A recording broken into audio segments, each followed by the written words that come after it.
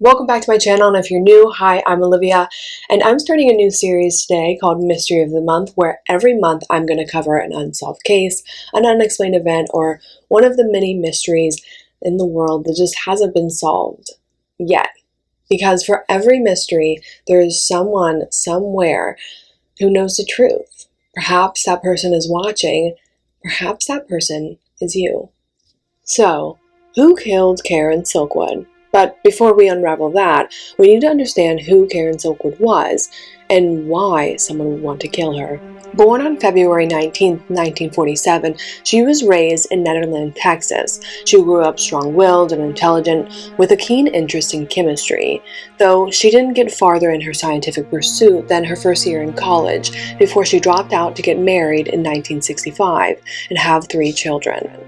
However, her husband engaged in an affair and drove the couple into bankruptcy. When Karen left him in 1972, she got a job making plutonium pellets that went into the fuel rods for nuclear reactors at the Carnegie Cimarron fuel fabrication site near Crescent City, Oklahoma. Silkwood soon joined the local oil, chemical, and atomic workers union and took part in a 9-week strike at the plant, which was largely unsuccessful and led to many of the workers leaving the plant, but not Karen. After the strike ended, she was elected to the union's bargaining committee, the first woman to achieve that position at the Carnegie plant.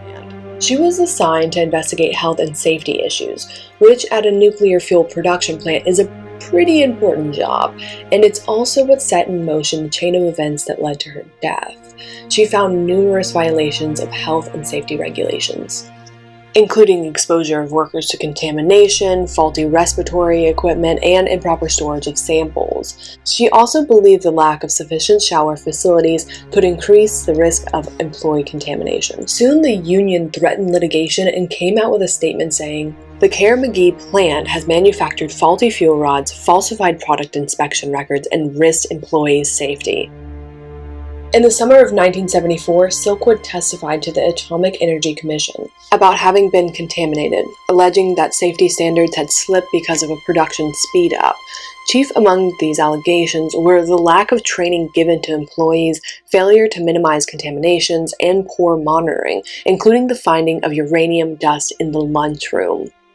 Only a few months after she testified, on November 5, 1974, she performed a routine self-check and found that her body contained 400 times the legal limit for plutonium contamination. Only a few months after testifying on November 5, 1974, Silkwood performed a routine self-check and found that she was contaminated with plutonium. That day, she had been working in a glove box in the metallurgy laboratory, where she was grinding and polishing plutonium pellets. She was decontaminated at the plant and sent home with a testing kit to collect urine and feces for further analysis.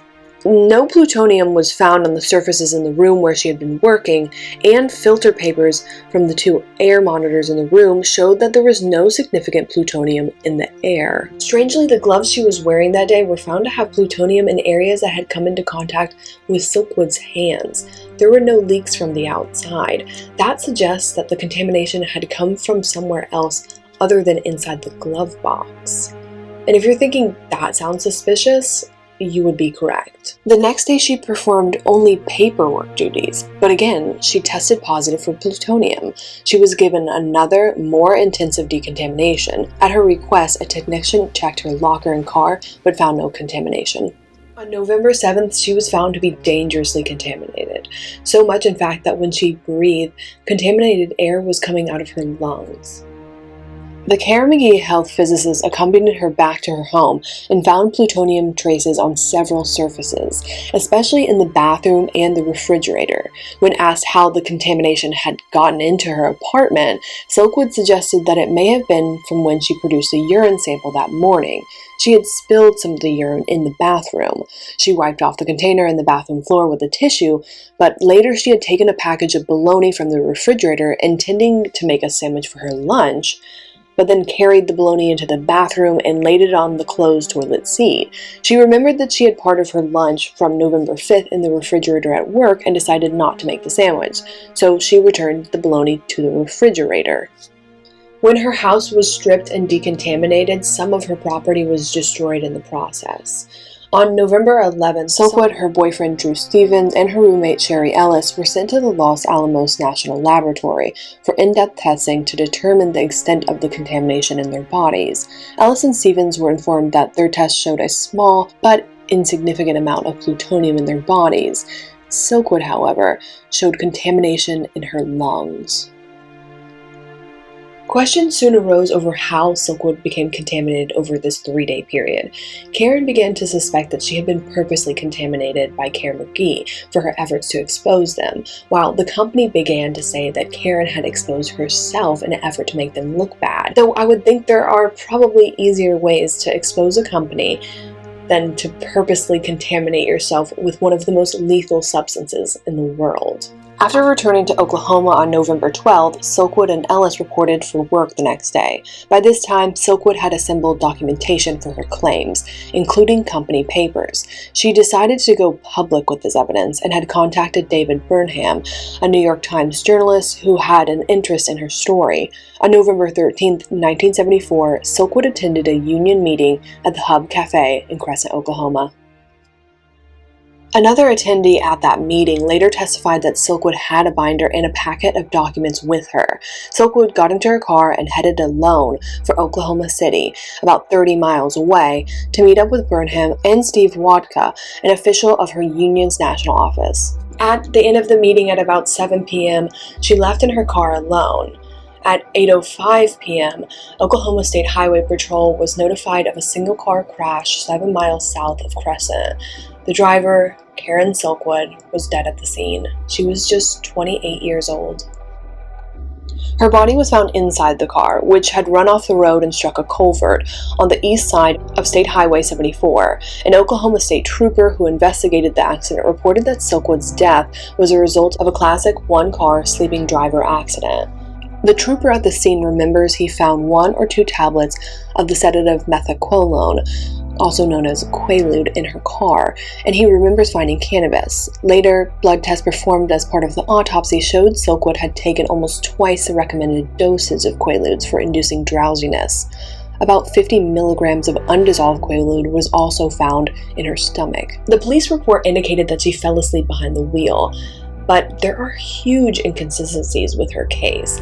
Like, why would she have taken so many Quaaludes when she knew she had to drive and meet up with these people to break possibly the biggest story of her life? Also, investigators noted damage on the rear of Silkwood's vehicle, which is strange because the crash was entirely a front-end collision. According to Silkwood's friends and family, the damage had not been present before the accident. It's been theorized that Silkwood's car was rammed from behind by another vehicle, with the intent to either cause an accident that would scare her or result in her death.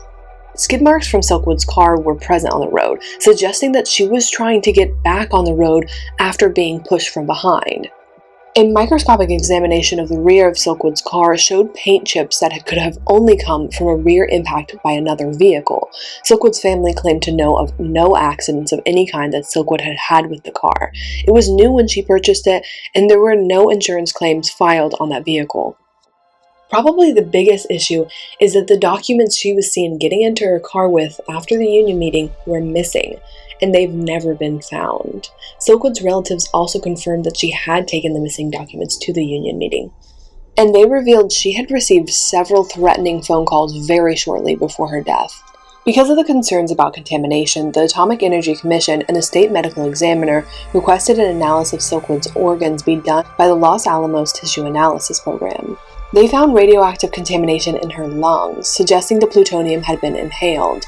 When her tissues were further examined, the highest deposits were found in her gastrointestinal tract, suggesting she had ingested plutonium. Silkwood's death, rather than ending the problems for Karen McGee, actually sparked public suspicion, which led to a federal investigation on the security and safety of the plant, which confirmed many of Silkwood's allegations. Reportedly, 66 pounds of plutonium had been misplaced by the plant, enough to build 4 nuclear bombs.